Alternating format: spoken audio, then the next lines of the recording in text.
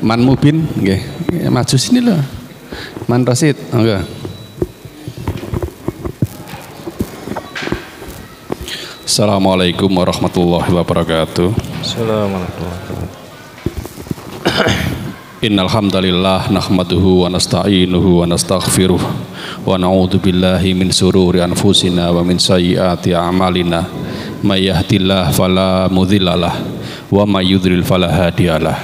Asyhadu an la ilaha illallah wahdahu la syarikalah wa asyhadu anna Muhammadan abduhu wa rasuluhu la nabiyya wa la rasula ba'da.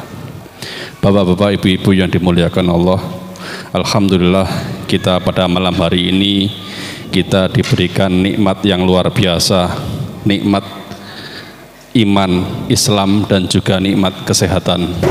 Karena dua nikmat inilah ya, ketika dipadukan akan membuat orang itu insya Allah sukses dunia akhirat, senang dunia akhirat ya. Karena keimanan, keislaman itu membuat kita suka, sukses, senang di akhirat, sedangkan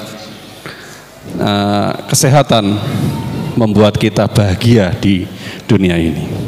Sebelum kajian dimulai, Bapak Ibu yang dimuliakan Allah, informasi bahwa Masjid Al-Ikhlas Putra hari ini sudah tahap membuat pondasi ompak. Kami ucapkan jazakumullah khairan, terima kasih kepada Bapak Ibu semua yang ikut serta berpartisipasi menyisihkan sebagian rezeki untuk pembangunan Masjid Putra. Mudah-mudahan menjadi amal jariah buat Bapak Ibu semuanya. Amin. Dalam kesempatan ini yaitu bab selanjutnya, menjaga hak dan kehormatan kaum muslimin, di halaman 62. Mudah-mudahan pada malam hari ini bisa menjadi pelajaran bagi kita semua yang barangkali selama ini ada perpecahan di antara umat Islam, yang selama ini ada perbedaan sedikit saja sudah menjadi seakan-akan umat Islam itu berpecah belah. Maka dari itu monggo disimak dengan baik pemaparan yang disampaikan oleh Ustadz Hambal, dan nanti dari pemaparan beliau barangkali ada yang kurang jelas, kurang paham, bisa ditanyakan di sesi tanya jawab. Langsung saja kepada beliau Ustaz Dr. Muhammad Hambal Safwan LC MPDI, waktu dan tempat dipersilahkan. Tafadhol Ustaz. Assalamualaikum warahmatullahi wabarakatuh. Alhamdulillah wassalatu wassalamu ala Rasulillah wa ala alihi wa sahbihi ajma'in. Yaqulu Rasulullah sallallahu alaihi wasallam fima rawahu al-Bukhari wa Muslim min hadithi Muawiyah radhiyallahu anhu, may yuridillahu bihi khairan yufaqihu fiddin. Alhamdulillah, kita bersyukur kehadirat Allah Subhanahu wa taala atas taufik dan nikmatnya kita bisa hadir dalam majelis ilmu ini, majelis yang mengajarkan kepada kita agar kita senantiasa beribadah kepada Allah Subhanahu wa taala, majelis yang mengajarkan kepada kita tentang siapa yang paling berhak untuk diibadahi, untuk disyukuri, untuk diterima kasih ya. Karena kita terkadang salah alamat di dalam berterima kasih ya. Kita hanya terjebak dengan berterima kasih kepada perantara-perantara ya. Maka majelis ilmu ini mengajarkan kepada kita pertama bahwa nikmat yang terbesar yang Allah berikan kepada kita adalah nikmat keimanan ya, nikmat tauhid ya. Kita sadar, kita disadarkan bahwa inti penggerak alam ini adalah Allah Subhanahu wa taala, yang memberikan nikmat, yang memberikan hidayah, yang memberikan segalanya, yang ngatur semuanya adalah Allah Subhanahu wa taala. Maka nikmat yang terbesar yang Allah berikan kepada kita adalah ketika kita sadar tentang hal ini, diberikan nikmat keimanan, nikmat tauhid, ya. Maka doa yang selalu kita panjatkan adalah Rabbana la tuzigh qulubana ba'da idh hadaitana. Ya Allah, jangan palingkan hati kita setelah kita mendapatkan petunjuk. Kenapa? Karena banyak orang yang hidup itu buta, ya. Gak ngerti kepada siapa dia beribadah, ya. Dia dapat harta, dia bingung untuk apa harta saya ini, ya. Dia diberikan nikmat keluarga, bingung diapakan keluarga saya ini. Dia diberi nikmat anak, juga bingung mau dimodel bagaimana anak dia ini. Maka ketika Allah Subhanahu wa taala memberikan hidayah kepada kita, kita bisa hidup, kemudian kita tahu bahwasanya Allah Subhanahu wa taala ini adalah pengatur segalanya. Maka kemudian kita selalu bersyukur, ya. Selalu bersyukur kepada Allah Subhanahu wa taala, menerapkan syariat-syariatnya. Kita bisa merasakan nikmatnya sholat, nikmatnya baca Quran, nikmatnya ta'lim dan lain sebagainya. Itu nikmat yang luar biasa yang Allah berikan kepada kita, ya. Lebih dari segalanya. Karena banyak orang terkadang dia tahu ini nikmat dari Allah, tapi dia kemudian gak tahu bagaimana harus berbuat dengan itu. Sehingga Allah Subhanahu wa taala menyindir dalam Al-Qur'an itu, ya'rifuna nikmatallahi tsumma yunkirunaha. Ya, mereka tahu nikmat Allah, ini adalah nikmat Allah, yang menurunkan hujan itu Allah, yang membagi rezeki itu Allah. Tsumma yunkirunaha, namun kemudian mereka mengingkarinya, seakan-akan lupa setelah itu. Dapat nikmat dari Allah tapi dia tidak beribadah kepada Allah. Dapat rezeki dari Allah tapi dia tidak kembalikan sebagian rezekinya itu di jalan Allah, ya. Itu namanya ya'rifuna nikmatallah tsumma yunkirunaha. Semua rezeki yang Allah berikan kepada dia, dia pakai hanya untuk dia dan keluarganya saja. Enggak ada yang kemudian nyasar ke masjid, yang kemudian ke yang lainnya, ya. Hanya dia nikmati, dia tumpuk, ya. Itu namanya tahu. Pertama tahu, ini masih mending, itu agak mending tapi ya keliru. Ya'rifuna nikmatallah tsumma yunkiruna. Ada yang lebih parah lagi yang tidak dapatkan hidayah, yaitu seperti Qarun dan Fir'aun. Qarun mengatakan innama utituhu ala ilmin indi, saya dapatkan hartaku ini semua adalah karena ilmu saya, karena saya ahli ini. Ya, ini yang lebih parah, ya. Kalau tadi tahu kemudian gak ngerti caranya. Maka nikmat hidayah itu patut selalu kita syukuri. Dan majelis ta'lim itu adalah yang selalu mengingatkan untuk itu, agar kita sadar bahwasanya semua yang ada itu wa ma bikum min nikmatin fa min Allah. Semua yang kenikmatan apapun yang kita terima itu dari Allah. Rezeki apapun yang kita terima itu adalah Allah yang ngatur, ya. Kenapa? Karena berapa banyak orang yang lebih ahli dari kita dalam satu permasalahan, ahli bisnis atau ahli apa, ahli ngajar, tapi dia nggak dapatkan rezeki yang bagus, ya. Nggak dapatkan hasil yang banyak. Tapi yang mengantarkan rezeki itu adalah, yang ngatur itu adalah Allah Subhanahu wa taala. Maka selalu sadar wa ma bikum min nikmatin fa minallah, itu pertama. Segala nikmat itu adalah dari Allah Subhanahu wa taala. Yang kedua, kita salurkan, ya. Allah tidak minta semuanya, tapi Allah minta sebagiannya, ya. Wa fi amwalikum haqqum ma'lum. Dalam harta kalian itu ada hak yang diketahui, hak milik orang lain. Hak bagi orang yang minta-minta maupun hak bagi orang yang, ya, orang yang membutuhkan tapi dia malu untuk minta-minta, itu namanya mahrum, ya. Ada hak masjid Allah, ada hak orang-orang yang lain yang membutuhkan, ya. Jadi Ini namanya tawasau bil haqqi wa tawasau bis sabr.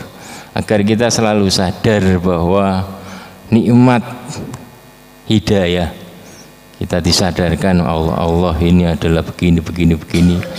Dari situ kita bisa menikmati, ya, menikmati hidayah tersebut, menikmati nikmatnya sholat, nikmatnya baca Quran dan yang lainnya, dan termasuk nikmat zikir. Sampai Rasulullah SAW katakan dalam hadis riwayat Bukhari Muslim an Abi Hurairah anna Rasulullah sallallahu alaihi wasallam qala la an aqul subhanallah walhamdulillah wa la ilaha illallah wallahu akbar ahabbu ilayya mimma talat alaihi syams.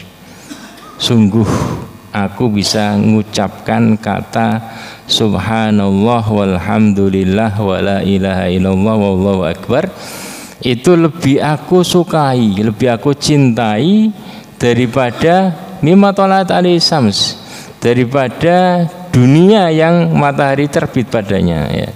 Artinya lebih aku sukai daripada mendapatkan dunia ini dan dunia itu, ya. Artinya itu yang contoh orang yang sadar betul nikmatnya iman kepada Allah, nikmatnya punya Allah itu di situ. Jadi yang pertama kali yang dia kerjakan, yang dia pikirkan itu adalah menyebut nama Allah, ya. Saya bisa mengucapkan, makanya bangun tidur, kalau kita bangun tidur kan sesuatu yang paling berada di isi benak kita itu kan nanti akan yang pertama kali kita cari.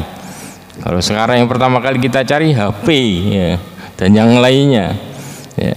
Tapi Rasulullah mengajarkan kepada kita bukti bahwasanya Allah itu ada di hati kita, itu adalah dari situ, ya. Sadar pertama kali subhanallah alhamdulillah. Subhanallah itu untuk mengusir, ya, subhanallah maha suci Allah itu adalah untuk mengusir prasangka buruk kita kepada Allah, ya. Mungkin karena takdir Allah pada kita merasa mendapatkan kesempitan sehingga kita berprasangka buruk kepada Allah, doaku tidak dikabulkan, Allah begini, Allah begitu. Itu dihapuskan dengan kata subhanallah untuk mengusir itu semua. Walhamdulillah, agar kita menjadikan selalu bersyukur kepada Allah Subhanahu wa taala atas nikmat yang Allah berikan kepada kita.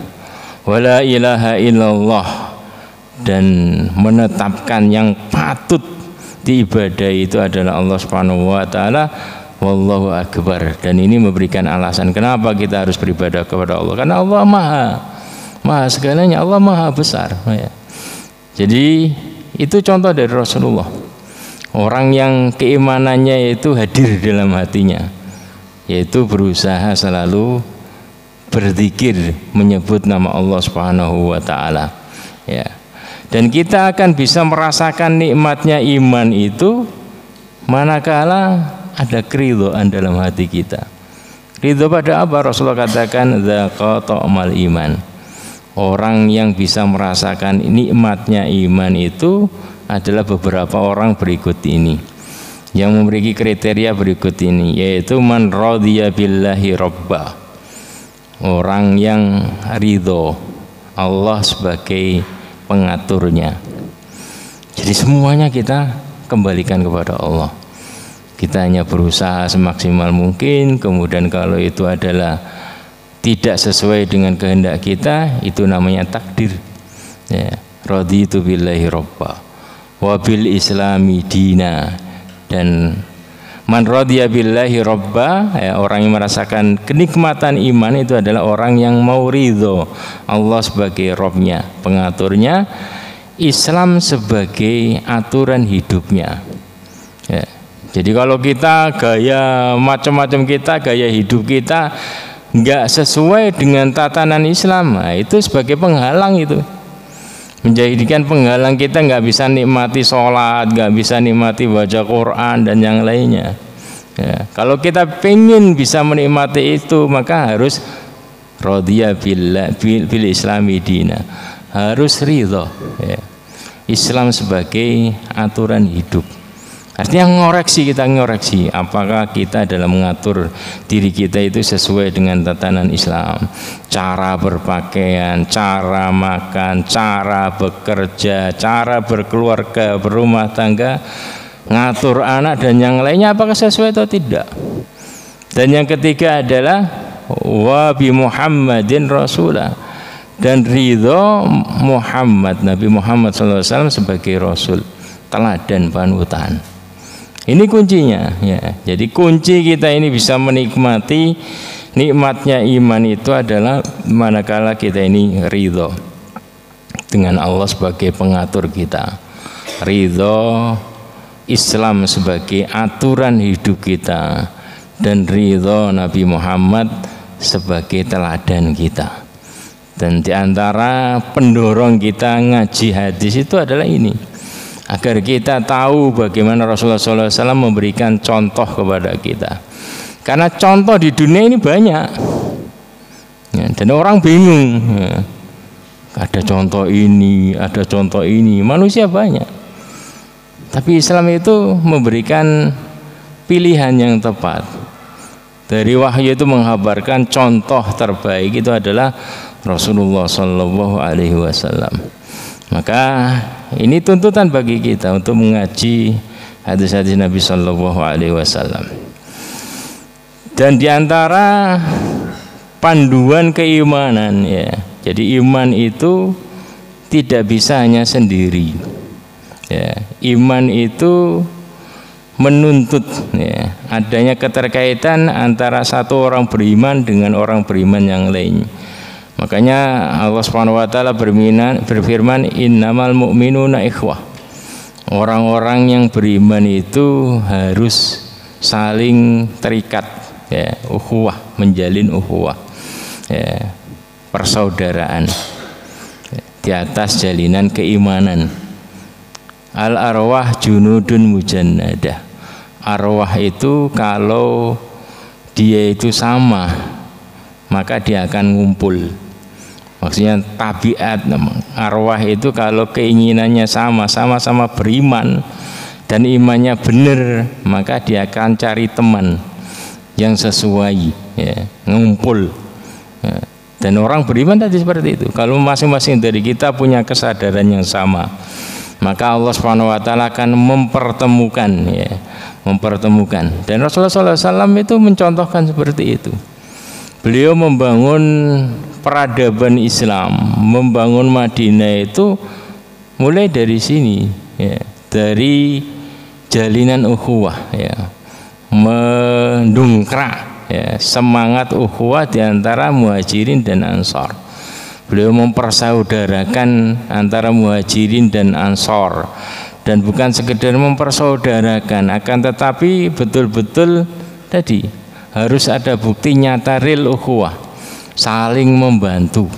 Sampai-sampai orang muhajirin itu menawarkan kepada orang, sampai-sampai orang ansor itu menawarkan kepada kaum muhajirin ya, saya punya ini silakan ambil semau kamu, saya punya istri 2, 3 silakan kamu pilih ya.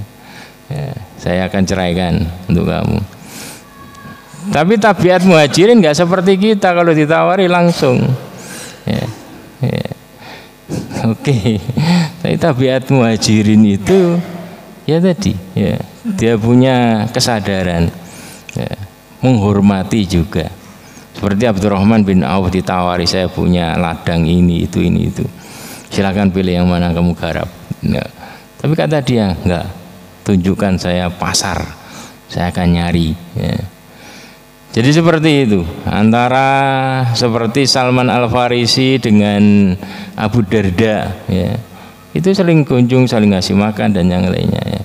Ya, itulah jalinan ukhuwah yang ditumbuhkan oleh Rasulullah SAW di antara kaum muhajirin dan ansor, sehingga menjadi kekuatan yang sangat kokoh sekali ya. Maka Rasulullah SAW sampai berkata, la yu'minu ahadukum hatta yuhibba li akhihi ma yuhibbu li nafsihi. Tidak sempurna iman salah seorang dari kalian sampai dia cinta untuk saudaranya seperti dia cinta untuk dirinya sendiri. Artinya ada rasa empati, ada rasa ini kesadaran. Karena Islam itu agama fitrah. Fitrah manusia itu adalah makhluk sosial. Ya, nggak bisa hidup sendiri. Maka Islam itu karena agama sesuai dengan fitrah, maka Islam tadi mengatur bagaimana seorang mukmin itu, masyarakat Islam itu menjadi kekuatan yang kokoh. Ya, maka harus ada bukti real untuk saling membantu, untuk saling bekerja sama dan yang lainnya. Dan Rasulullah SAW mengatakan, la tadkhulul jannata hatta tu'minu. Kalian tidak akan masuk surga sampai kalian itu mau beriman. Wala tu'minu hatta tahabu. Dan tidak sempurna keimanan kalian sampai kalian itu saling mencintai satu dengan yang lainnya.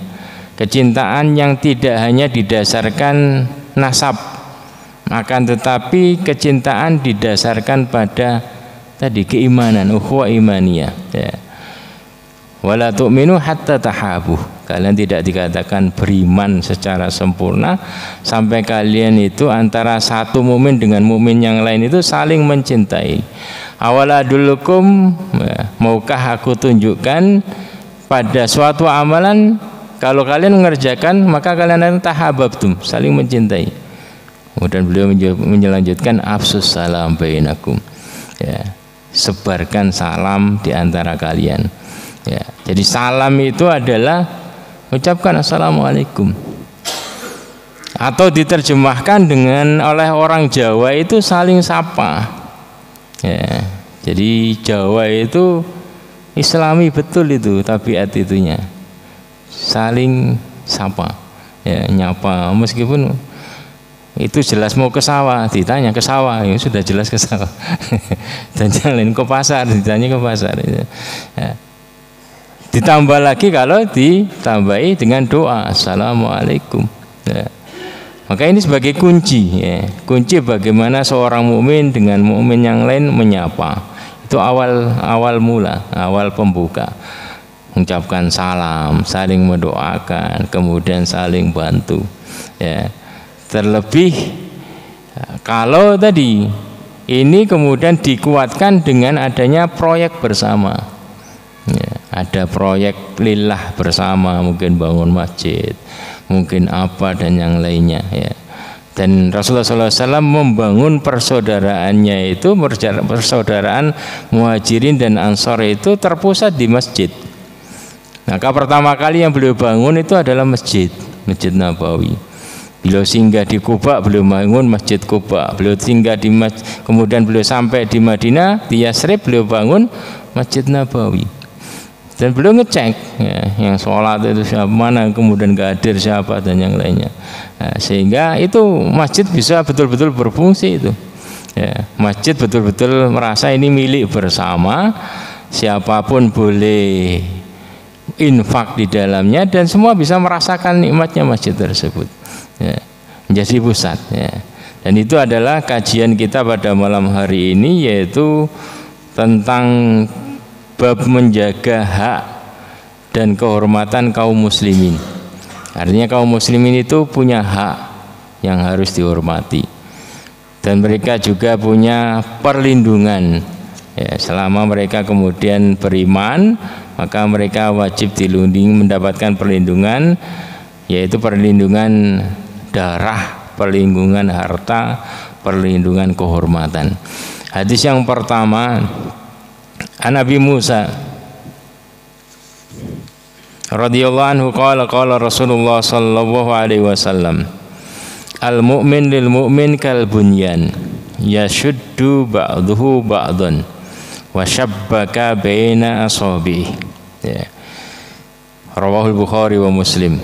Dari Abi Musa Al-Asy'ari radhiyallahu anhu yang menuturkan Rasulullah sallallahu alaihi wasallam bersabda, al-mu'min lil mu'min, seorang mukmin dengan mukmin yang lain itu adalah saling menguatkan. Ya, kal bunyan, seperti bangunan, setiap unsurnya itu saling mengokohkan. Kalau sekarang bangunan itu unsurnya itu adalah ada besi, ada pasir, ada air, ada semen. Ya, itu saling menguatkan. Kalau ada semua maka akan kokoh. Tidak ada besi kurang kokoh. Ada besi, tidak ada pasir, nggak ada semen, ya tidak kokoh. Ya syuddu ba'duhu ba'dun, harus saling menguatkan satu dengan yang lainnya. Harus saling menghormati. Dan setan akan berusaha untuk menyasar ini agar tidak terjadi persatuan kaum muslimin. Maka dia tadi dia munculkan ada ghil, ada sifat dengki, hasad, ada komen begini, komen buruk begitu. Makanya di antara doa yang kita baca adalah wala taj'al fi qulubina ghillan lil ladzina amanu. Ya Allah, jangan jadikan di hati kami ini ada rasa ghil, ada rasa iri, dengki, benci kepada orang-orang beriman yang lain. Dan itu salah satu pintu surga itu. Ya, sebagaimana seorang sahabat itu ketika dikabarkan oleh Rasulullah, dia itu kalau mau tahu siapa penduduk jannah yang masih berjalan di dunia ini, maka Rasulullah itu kemudian tunjukkan si fulan itu. Dia nggak ngerti itu. Ya, sahabat-sahabat yang ngaji bersama Rasulullah ini kemudian penasaran, ada yang ziarah ke rumahnya bermalam. Dia lihat amalnya biasa-biasa saja. Ya, sampai hari ketiga kemudian dia tanya, maksud dia bermalam itu adalah tentang kabar Rasulullah. Apa yang istimewa dari yang kau kerjakan? Kata dia, nggak ada yang istimewa. Hanya saja saya setiap mau tidur, setiap malam, setiap mau tidur, aku bebaskan hatiku dari rasa ghil, ya, rasa dengki, rasa ini kepada kaum mukmin. Ya. Ada lapang dada. Nah, itu yang kemudian yang menjadi pintu surga. Karena seorang mukmin seperti harus seperti itu. Dan setan itu kita harus sadar, setan itu sangat pintar, sangat pandai, ya, mencari celah itu dengan berbagai macam cara yang halus. Ya. Ada kemarin ada fitnah takfir, mudah mengkafirkan sehingga tercerai-berai kaum mukminin. Kemudian nanti ada saja itu masalah yang jadikan masalah. Ya. Tapi kalau kita junjung tinggi ukhuwah, yang paling atap paling kuat itu adalah ukhuwah, maka yang kecil-kecil itu nggak bisa merusak itu. Ya. Tapi kita berdoa kepada Allah agar kita itu dihilangkan rasa ghil di antara kaum mukmin. Karena sesama mukmin mestinya saling menguatkan, saling mengokohkan. Kalau hubungan di antara kita sesama kaum mukminin ini kokoh, maka akan jadi kekuatan yang luar biasa. Ya. Kalau semua kaum mukmin itu sadar untuk tadi berinfak gitu, ya, bangun masjid itu sebentar itu. Karena ini nyumbang ini. Kalau masjid itu ditanggung satu orang, oh berat, nggak selesai. Tapi kalau ditanggung orang banyak, proyek-proyek bersama itu sebentar dan nggak terasa. Jadi beramal, mengerjakan amal yang besar, tapi nggak terasa berat. Kenapa? Karena dijunjung bersama. Ya. Dan Rasulullah dahulu seperti itu. Ya.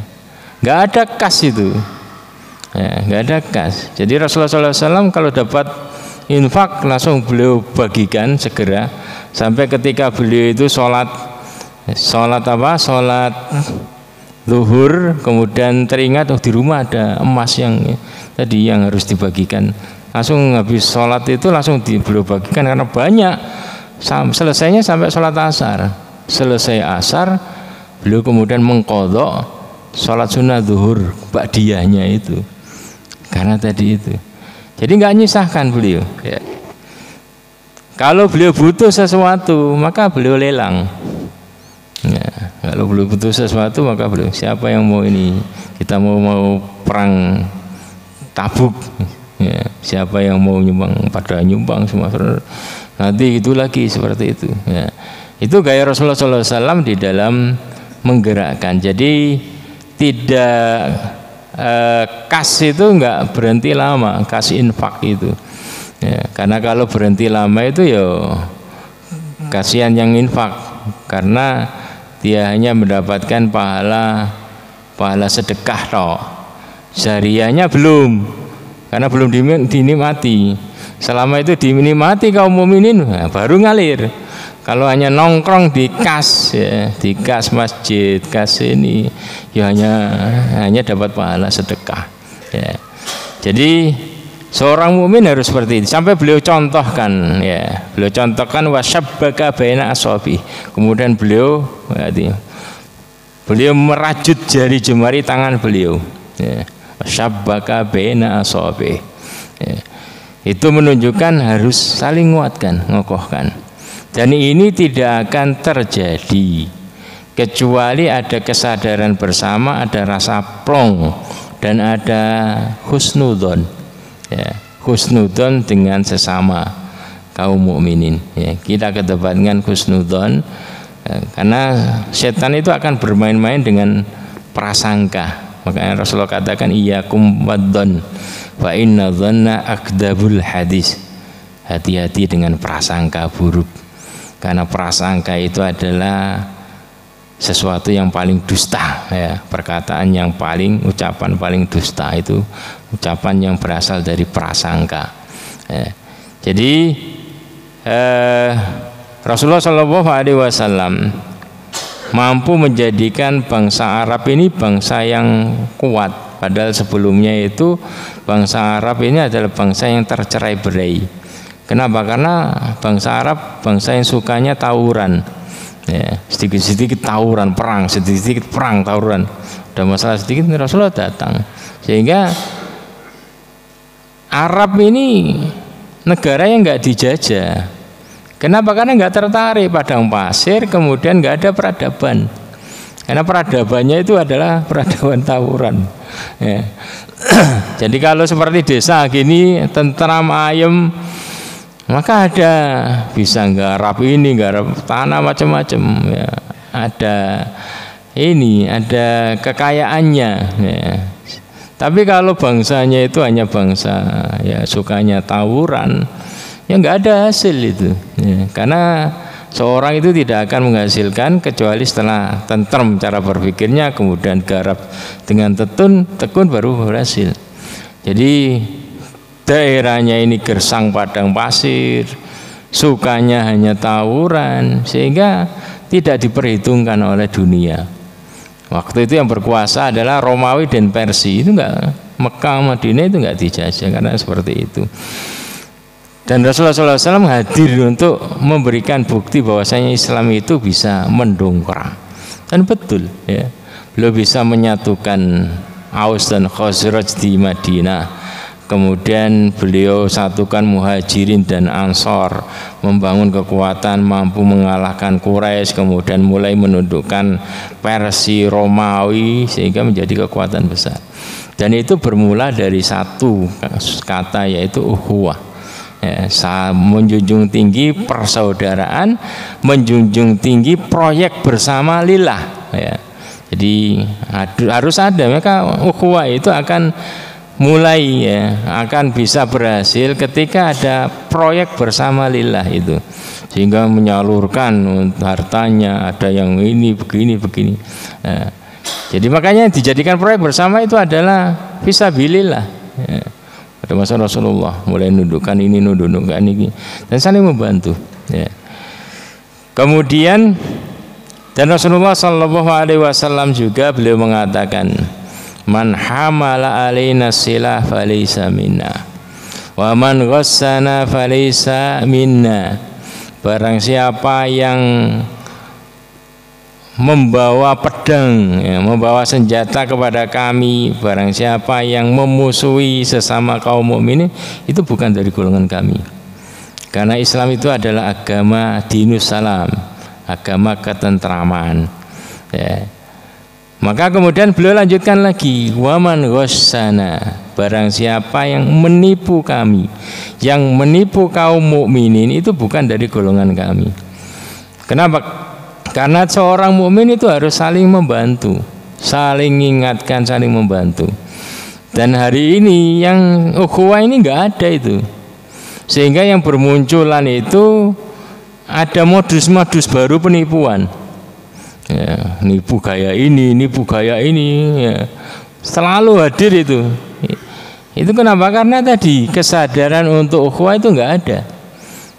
Adanya pikiran bagaimana ngerjain kawan, pikiran bagaimana merampas harta orang lain, sesama mukmin dan yang lainnya. Ya, maka Rasulullah katakan man ghassana falaysa minna. Barang siapa yang menipu kami, ya, maka itu bukan dari golongan kami. Ya. Jadi ada pelajaran penting yang bisa kita peroleh dari hadis ini.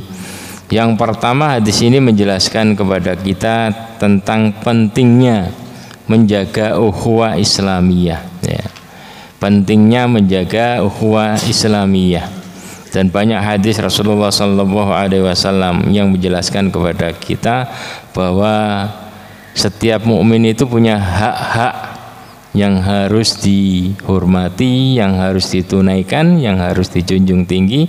Di antaranya adalah Rasulullah SAW bersabda, hakul muslim alal muslim khamsun, raddus salam, wa iyadatul marid, wa tibaul janaiz, wa ijabatud da'wah, wa tashmitul atis. Ya. Hak seorang muslim terhadap muslim yang lain itu ada 5. Ini sebagian, bukan semuanya. Ya. Yang pertama adalah raddus salam, menjawab salam. Artinya kalau tadi kita diperintahkan untuk menebar salam, menebar keselamatan, maka harus ada timbal balik. Ketika ada orang ucapkan salam, ya dijawab salam. Ya. Kemudian wa iyadatul marid, menjenguk yang sakit. Ya. Jadi kalau tidak dimunculkan, kalau masjid itu tidak difungsikan untuk saling ini mengecek, ya, ada saling ngecek, saling ini, maka itu nggak terlaksanakan. Maka ya tadi harus ada ngobrol-ngobrol, ya, jagongan di masjid, duduk-duduk juga menyempatkan. Jadi itu nggak selalunya harus dikejar waktu. Ya. Kejar waktu sedikit ini, ya disempatkan ada duduk-duduk ini ngobrol-ngobrol sedikit, ya, nyantai-nyantai untuk mendirikan hak ukhuwah tadi itu, tanya-tanya. Wa iyadatul marid, menjenguk yang sakit. Wa tibaul janaiz, ya, mengantar jenazah. Wa ijabatud da'wah, menjawab undangan. Kemudian wa tasmitul atis, menjawab orang yang bersin. Ya, silakan azan dulu.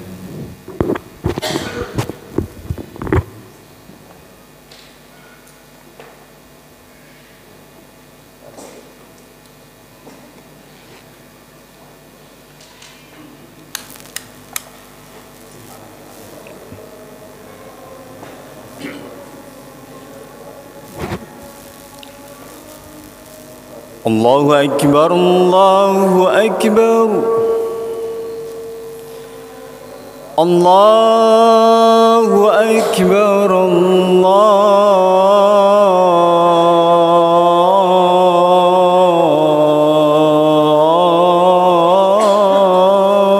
Akbar. Asyhadu an la ilaha illallah.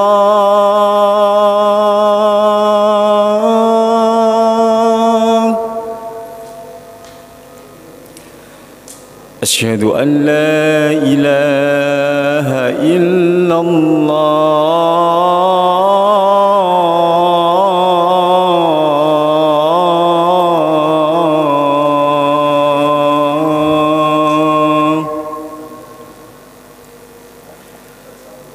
أشهد أن محمدا رسول الله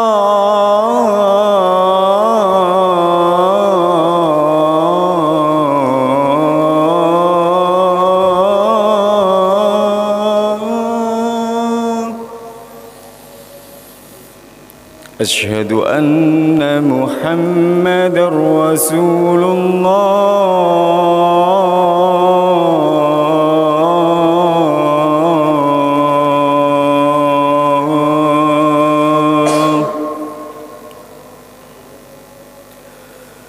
حي على الصلاة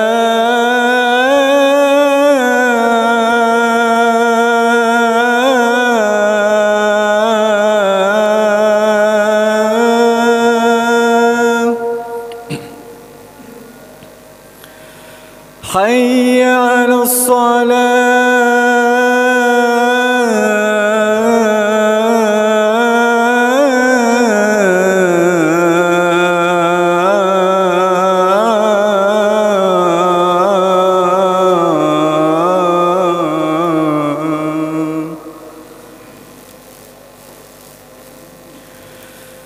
حي على الفلاح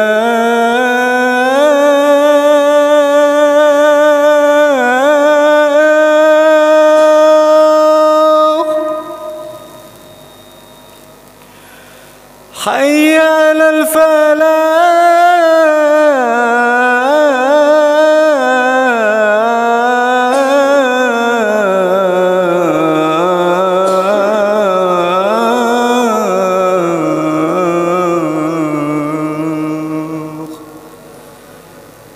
الله أكبر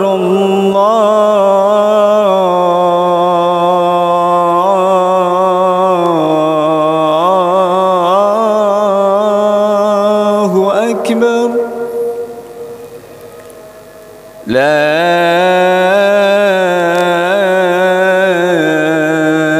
إله إلا الله.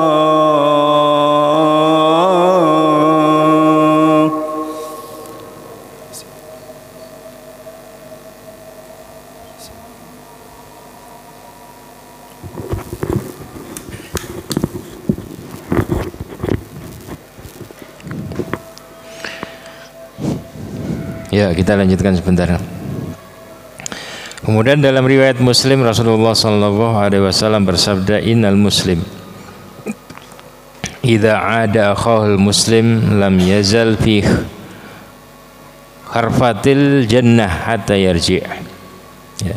Jadi seorang muslim itu manakala dia menjenguk, idza ada akhahul muslim, menjenguk saudaranya sesama muslim, baik menjenguk saat ya, saudaranya sakit atau ya berkunjung, saling kunjung, maka lam yazal fi khurfatil jannah ya. Maka dia berada di taman surga sampai dia pulang ya. 2 jam dia jenguk ya berada di taman surga selama 2 jam. Artinya Allah akan juga memberikan ketentraman pada dirinya, pada keluarganya, pada hidupnya. Ya. Kemudian dalam riwayat yang lain, ya, tapi riwayat ini adalah dhaif, dari Ubadah bin Samit radhiyallahu anhu qala, sami'tu Rasulullah sallallahu alaihi wasallam. Ya. Jadi nah ini kalau ini yang sahih ya, nanti ada riwayat yang lain ya. Kalau ini tentang saling mencintai karena Allah Subhanahu wa taala. Jadi dalam disahihkan oleh Syekh Al-Albani dalam Sahih At-Targhib, hadis Ubadah bin Samit, Rasulullah SAW menyampaikan tentang hadis qudsi. Allah taala berfirman, haqqat mahabbati lil mutahabbaini fiyya. Ya. Jadi Allah Subhanahu wa taala berfirman, orang yang saling mencintai karena Allah, karena aku, kata Allah, itu akan mendapatkan mahabbati, mendapatkan kecintaanku. Wa haqqat mahabbati lil mutawassilina fiyya. Demikian juga orang yang saling nyambung hubungan karena aku di atas dasar keimanan, maka dia juga akan mendapatkan kecintaanku. Wa haqqat mahabbati lil mutazawirina fiyya. Dan orang yang saling kunjung ya. Hari ini memang agak mulai tergerus ya, budaya saling kunjung, saling ziarah, karena ya budayanya sudah mulai budaya kota ya, cuek ya, sibuk dengan kesibukannya sendiri. Jadi Allah berfirman dalam hadis qudsi, orang yang saling kunjung karena aku itu akan mendapatkan kecintaanku. Wa haqqat mahabbati lil mutabadilin nabiyya, ya. Kemudian dalam hadis yang diriwayatkan oleh Tirmidzi, Allah Subhanahu wa taala juga berfirman, al mutahabuna fi jalali, orang yang saling mencintai karena aku, karena Allah Subhanahu wa taala, ya, saling aktif dalam sabilillah karena aku, ya. Itu nanti, ya, orang yang saling bantu, saling mencintai, ya, karena aku di atas dasar ukhuwah. Nanti di akhirat lahum manabir, Allah akan berikan mimbar-mimbar, panggung-panggung yang terbuat dari cahaya. Artinya Allah Subhanahu wa taala akan betul-betul muliakan di atas cahaya. Yaghbituhum an-nabiyyun wa syuhada, yang mana para nabi dan orang-orang yang mata syahid itu iri dengan tadi, ya, dengan karunia yang Allah berikan kepada mereka, ya. Rawahu Tirmidzi. Jadi hadis-hadis tersebut menjelaskan kepada kita bahwa Islam itu agama yang tadi memberikan solusi, ya, agar dalam membangun ketentraman di dalam hidup bermasyarakat, yaitu saling mencintai karena Allah Subhanahu wa taala, ya. Dan ini hakikat agama Islam itu seperti itu. Ketika kita hidup di zaman seperti ini, ya, enggak zaman yang kering dengan ukhuwah itu, maka kita diperintahkan untuk kembali kepada agama kita. Karena agama ajaran Islam itu sangat baik sekali. Sebagaimana dituturkan oleh Abdullah bin Salam yang waktu itu masih Yahudi, dia penasaran ajaran apa yang dibawa oleh Muhammad ini. Maka dia naik kurma. Kemudian dia dengar Rasulullah pertama kali sabda yang disampaikan Rasulullah itu adalah ya ayyuhan nas, ya, wahai manusia, afsus salam, sebarkan salam, ya. Ini kan agak bertentangan dengan budaya jahiliyah waktu itu yang suka tawuran, ya. Ini afsus salam, sebarkan salam keselamatan, ya, wasilul arham, ya, wa'atimut ta'am, bagi-bagi makanan, ya. Orang Yahudi kan bakhil, ini enak agama Islam ini, bagi-bagi makanan, ya, sering-sering makan bareng, ya. Ya, ada taklim atau apa, jangan garingan, ya. Nggak ada yang dimakan. Kalau punya ada lebih di rumah bawa makan bareng, ya. Ini bawa kacang, ini bawa jagung, ini bawa ini kan jadi ini, ya. Afsus salam wa atimut ta'am wasilul arham wasallu bin nasi bil laili wan nasu niyam. Kemudian sambung silaturahim. Kemudian salatlah di malam hari ketika orang pada tidur, maka tadkhulul jannata bisalam. Engkau akan masuk surga dengan tentram, enak, selamat, ya. Jadi kita diperintahkan untuk kembali, ya, kembali kepada agama kita, ngamalkan ajaran-ajaran yang seperti ini. Kemudian yang kedua, anjuran agar sesama muslim saling membantu karena mereka ibarat satu bangunan yang saling menguatkan, ya. Maka dalam Islam itu amalan yang paling afdol itu adalah idkhalus surur, ya. Idkhalus surur fi Istiqalus surur al mu'min, ya. Jadi Rasulullah SAW bersabda, min afdolil a'mal, amalan yang paling afdol dalam Islam itu adalah idkhalus surur, ya, memasukkan kegembiraan pada hati seorang mukmin. Wa taqdilahu dainan, membayarkan hutangnya. Wa taqdilahu haja, menunaikan hajatnya. Wa tanfaslahu kurbah, ya. Engkau memberikan kegembiraan pada kegalauan dirinya, ya. Jadi dia pusing mikirin apa, kamu kasih jalan keluar, ya. Dan dalam hadis yang lain, kalau tadi disahihkan oleh Al-Albani, dan ada hadis yang lain tapi hadisnya lemah, riwayat Tirmidzi, ya. Ya, riwayat Ibnu Abi Dunya, ya. Jadi Rasulullah SAW bersabda, ma min mu'min adkhala sururan illa khalaqallah min dzalika surur malakan ya'budullah wa yumajjiduhu wa yuwahhidu. Barang siapa yang memasukkan kegembiraan di hati seorang mukmin, maka Allah akan kegembiraan tersebut, maka Allah akan jadikan kegembiraan tersebut berupa malaikat, menjadi seorang malaikat yang selalu beribadah kepada Allah dan memujinya dan mentauhidkannya. Dan ini menjadi amal yang besar bagi dia, pahala. Fa idza saral mu'min fi lahdi, dan nanti ketika dia sudah meninggal di kuburannya, kegembiraan yang dia masukkan di hati seorang mukmin itu akan datang kepada dia dan mengatakan, amma ta'rifnu, kamu enggak kenal saya ya? Maka fayaqul man an, kamu siapa ya? Fayaqul ana surur alladzi adkhaltani ala fulan, aku adalah kegembiraan yang pernah engkau masukkan di hati si fulan, ya. Anal yom wan nisu wahsyatak, aku hari ini akan menghiburmu dalam kesendirianmu, menematimu. Wa ulakinuka hujjatak, aku akan membantu engkau dalam berhujjah ketika ditanya. Wa asbatuka bil qouli tsabit, menguatkanmu dengan perkataan yang kuat, la ilaha illallah.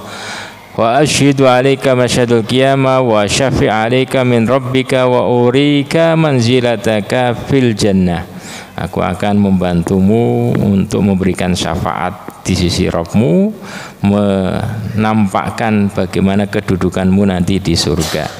Nah, jadi kegembiraan apapun, sekecil apapun kegembiraan yang kita selipkan di hati saudara kita dengan membantunya, menghiburnya, apa saja, nggak mesti harus keluar duit, ya, dengan kata-kata baik menghibur, ya, atau tadi ya mungkin menjenguknya dan lain sebagainya, ya, itu akan menjadi kegembiraan kita nanti pada hari kiamat. Demikian, semoga bermanfaat. Assalamualaikum warahmatullahi wabarakatuh.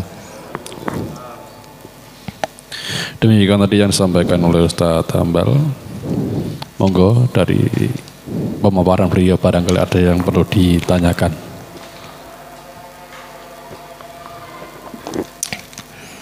Oh iya, monggo Pak Aris.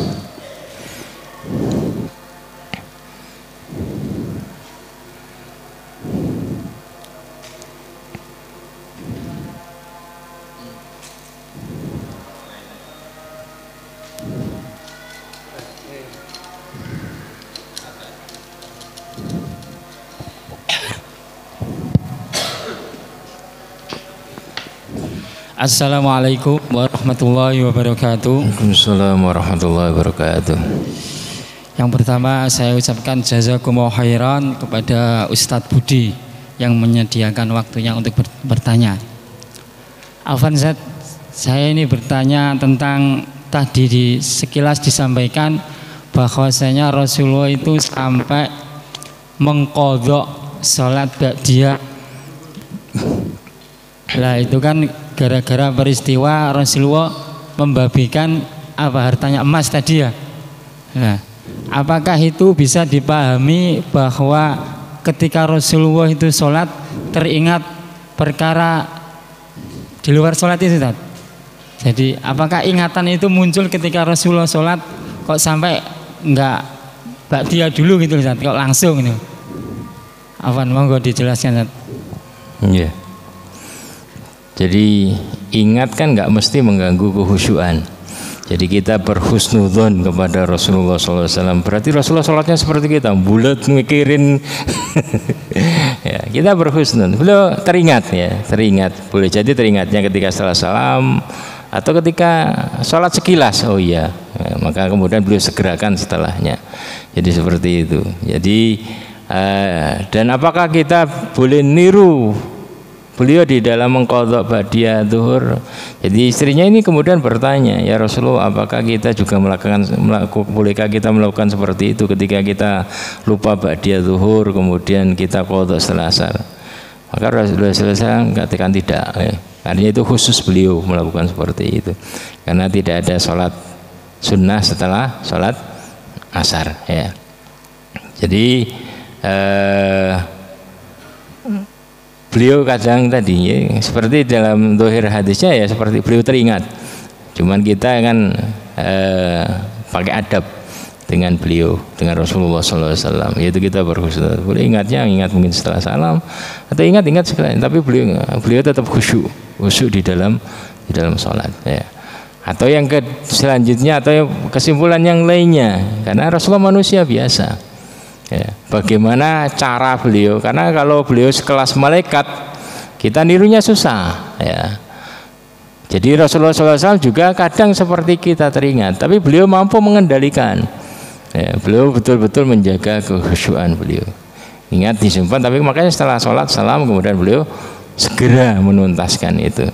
Artinya tidak menikmati sedekah kaum mukminin. Jangan sampai kemudian kita seperti pendeta. Ada orang nyumbang kemudian masukkan di kas dia terus numpuk seperti yang dikatakan oleh Salman Farisi. Saya ikut pendeta satu ini, ternyata kebiasaannya seperti itu. Dia jual kaplingan surga. Siapa mau ini tobat ini nyumbang segini. Ternyata harta sumbangannya ditumpuk di kamar banyak sekali penuh dengan emas. Nah, kemudian dia pergi. Jadi seorang imam, seorang yang dipercaya harus sadar diri kalau ada yang dititipi sedekah atau apa, itu adalah untuk kaum muslimin, segera dibagi seperti Rasulullah SAW tadi. Ya.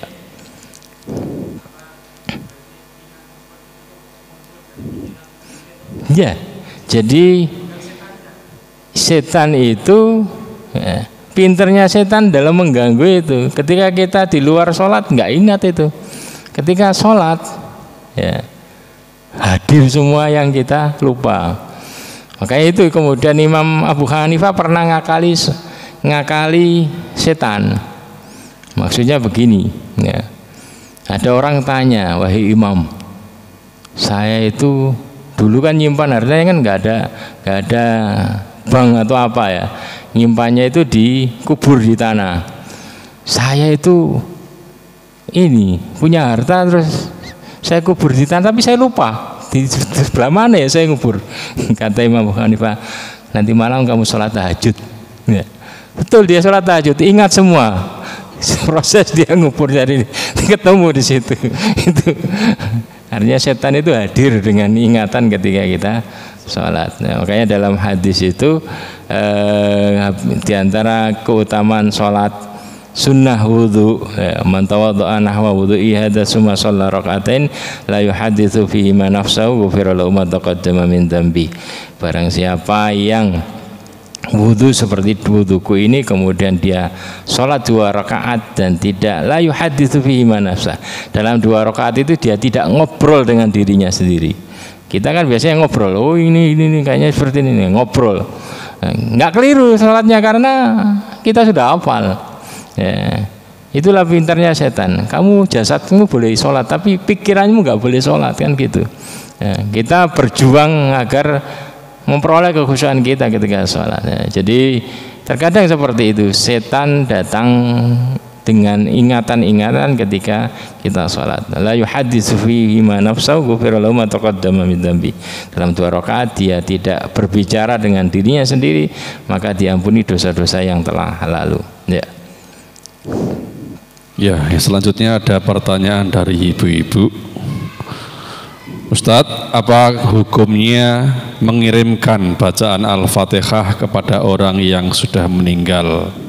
Dan apakah termasuk sunnah sebelum membaca Al-Quran selalu didahului membaca surat Al-Fatihah terlebih dahulu? Ya. Jadi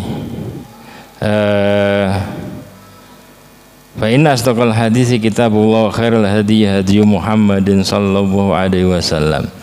Ya, jadi sebaik-baik perkataan itu adalah kitab Allah, Al-Qur'an, dan sebaik-baik petunjuk contoh itu adalah contoh dari Rasulullah sallallahu alaihi wasallam. Ya, jadi masalah menghadiahkan Fatihah kepada orang yang meninggal ini kan diperselisihkan oleh para ulama, oleh para imam. Apakah nyampai kepada orang yang kita kirimkan itu ataukah tidak? Yang berpendapat tidak nyampai itu adalah berhujjah dengan ayat wa alaisa lil insani illa ma sa'a. Orang itu tidak mendapatkan kecuali dengan hasil usaha dia sendiri. Nah, ya. Sedangkan kemudian pendapat pertengahan itu mengatakan kalau yang berpendapat sampai itu mengkiaskan dengan sedekah dan yang lainnya, dengan puasa dan sedekah. Kemudian pendapat pertengahan itu mengatakan yang sampai itu adalah kalau dari anaknya, karena anak itu hasil usaha orang tua. Ya. Kenapa ini masih dalam menjadi perselisihan? Karena Rasulullah SAW tidak pernah mencontohkan persis seperti itu. Ya, jadi Rasulullah baca Quran ya baca Quran. Tidak ada riwayat beliau menghadiahkan Al-Fatihah kepada istri-istri beliau, kepada paman-paman beliau, nggak ada riwayat itu. Kalau ada riwayat seperti itu udah nggak diperselisihkan. Tapi karena nggak ada, makanya tadi Rasulullah katakan wa khairul hadi, sebaik-baik petunjuk adalah petunjuk Nabi SAW. Makanya harus jadi orang cerdas. Ya, jangan mengharapkan sesuatu yang masih diperselisihkan. Kalau kamu masih hidup, jangan mengharap nanti kamu mati dapat kiriman pahala dari orang lain. Kamu persiapkan, ya. Persiapan beramal maksimal pertama. Yang kedua beramal untuk yang bisa ngalir pahalanya jelas-jelas. Sedekah jariah. Kamu ngajarkan orang baca Fatihah, itu ngalir terus. Makanya saya biasanya bisa baca Fatihah ke sini, datang ke membantu TPA sini. Udah, saya bisa Fatihah, ngajarin Fatihah. Ya. Jadi itu yang cerdas. Rasulullah katakan al-kayyisu man dana nafsa wa amila lima ba'dal maut. Orang yang cerdas itu orang yang mampu menundukkan diri hawa nafsunya dan dia beramal untuk setelah kematian. Artinya dia pikirkan amalan-amalan apa yang bisa mengalir setelah dia meninggal itu. Jangan kemudian ketika harta dia pegang, dia kemudian masukkan tabungan aman, setelah itu dia meninggal, ini hilang. Tapi dia pikirkan bagaimana harta saya ini ya saya titipkan di masjid Al-Ikhlas atau yang lainnya. Ya. Itu kesempatan. Ya. Jangan kemudian ini jadikan perdebatan gini. Ya, kerjakan yang tidak diperdebatkan. Itu jelas itu. Sadar sebelum mati. Ya, siapkan ini saya ini jariah dari sisi Rasulullah kan mengatakan idza matal insan in qata amalu illa min salas. Ketika manusia meninggal terputus amalnya kecuali 3 hal. Illa min shadaqatin jariyah, kecuali sedekah jariah, au ilmin yuntafa'u bih, atau ilmu yang dia manfaatkan. Bisanya Fatihah, TPA ngajar Fatihah, ya, kan lumayan itu ngalir terus itu, ya, itu lebih banyak totalan pahalanya daripada dosen, karena dosen ngajarnya seperti saya itu kan ngajarnya yang sudah tua-tua, ya, itu kan pertama kurang pokok, yang kedua kan mau mati orangnya, jariahnya pendek. Tapi kalau TPA itu panjang itu jariahnya itu, ya, masih anak-anak. Ya. Oh ilmin yuntafa'u bihi aw waladin sholihin yad'ulah. Anak-anak, didiklah anak-anak yang soleh, sehingga ketika dia menghadiahkan Al-Fatihah itu nyambung karena hasil usaha kamu. Ya. Kalau mampu biayai, jangan nunggu gratisan, cari gratisan sekolah. Ya, nanti yang dapat pahala yayasannya itu. Ya itu. Ya ini satu lagi Ustadz. Apakah benar ada hadis mengenai tidak dianjurkan berpakaian berwarna merah? Ya, berwarna merah yang menyerupai orang kafir waktu itu, ya. Jadi ini warnanya, tapi karena tidak mutlak merah, karena Rasulullah SAW juga pernah pakai pakaian yang ada garis-garis merahnya juga. Jadi segala sesuatu yang menjadi simbol agama selain Islam itu dihindari, ya. Dan aslinya semua warna boleh-boleh saja dalam Islam, kecuali yang menjadi warna menjadi ciri khas Ya, dan yang terbaik itu adalah warna putih, ya, itu yang terbaik. Ya, apalagi mungkin punya seragam putih semua, oh, jadi muria itu. Diprogramkan berpakaian putih. Ya, demikian tadi yang disampaikan oleh Ustaz Hambal, semoga bisa bermanfaat dan semoga saja kita semuanya bisa mengamalkan ilmu yang kita dapatkan. Amin. Kita tutup dengan bacaan hamdalah dan doa kafaratul majelis. Alhamdulillahirabbil alamin. Subhanaka Allahumma wa bihamdika asyhadu an la ilaha illa anta astaghfiruka wa atubu ilaik. Wassalamualaikum warahmatullahi wabarakatuh.